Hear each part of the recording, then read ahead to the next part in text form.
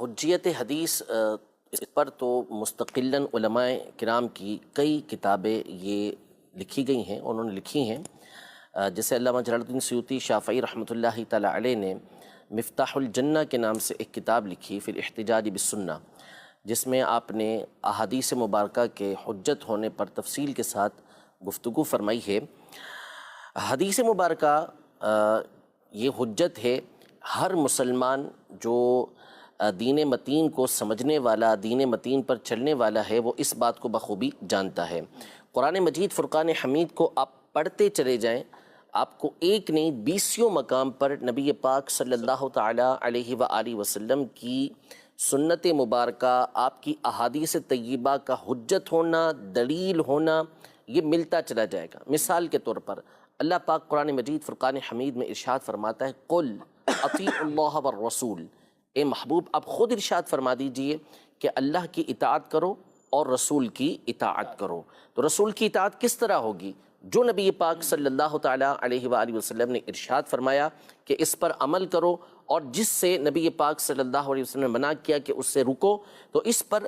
عمل کرنا اور ان چیزوں سے بچنا، یہ نبی پاک صلی اللہ علیہ وسلم کی اطاعت ہے۔ خود قرآن مجید فرقان حمید میں اللہ جل شانہ سورۃ الحشر میں ارشاد فرماتا ہے وَمَا آتَاكُمُ الرَّسُولُ فَخُذُوهُ وَمَا نَهَاكُمْ عَنْهُ فَانْتَهُوا، کہ جو کچھ تمہیں رسول کریم دیں وہ لے لو، اور جس چیز سے منع کریں اس سے رکو۔ تو اب قرآن مجید فرقان حمید خود ارشاد فرما رہا ہے کہ رسول پاک صلی اللہ علیہ وسلم جس چیز کا حکم ارشاد فرما رہے ہیں اس پر عمل کرنا ہے، اور جس چیز سے بچنے کا حکم ارشاد فرما رہے ہیں اس سے بچنا ہے۔ اور بہت ساری آیات ہیں، یا ایھا الذین آمنوا اطیعوا اللہ واطیعوا الرسول، اے ایمان والو اللہ کی اطاعت کرو، رسول کی اطاعت کرو۔ من یطع الرسول فقد اطاع اللہ، جس نے رسول کی اطاعت کی اس نے اللہ کی اطاعت کی۔ لقد کان لکم فی رسول اللہ اسوۃ حسنۃ لمن کان یرجو اللہ والیوم الآخر وذکر اللہ کثیرا، تمہارے لیے رسول پاک صلی اللہ علیہ وسلم کی زندگی کے اندر بہترین نمونہ موجود ہے اس شخص کے لیے جو اللہ کی رضا چاہے اور آخرت چاہے اور اللہ کا کثرت کے ساتھ ذکر کرے، ایسوں کے لیے رسول پاک صلی اللہ علیہ وسلم کی زندگی کے اندر بہترین نمونہ موجود ہے۔ اب وہ نمونہ کہاں سے حاصل ہوگا؟ وہ سنت مبارکہ ہیں، وہ احادیث طیبہ ہیں۔ حضرت سیدنا عمران بن حسین رضی اللہ تعالی عنہ نبی پاک صلی اللہ علیہ وسلم کی باتیں بیان کر رہے تھے، تو کسی شخص نے یہ کہا کہ آپ ہمارے سامنے قرآن کو بیان کریں، تو وہ جلال کے اندر آ گئے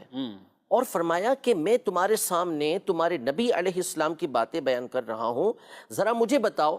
کہ قرآن پاک نے تو یہ فرمایا اقیم الصلاۃ، نماز قائم کرو، نماز کا طریقہ کیا ہے؟ وہ قرآن میں کہاں پر موجود ہے؟ وہ تمہارے نبی علیہ السلام نے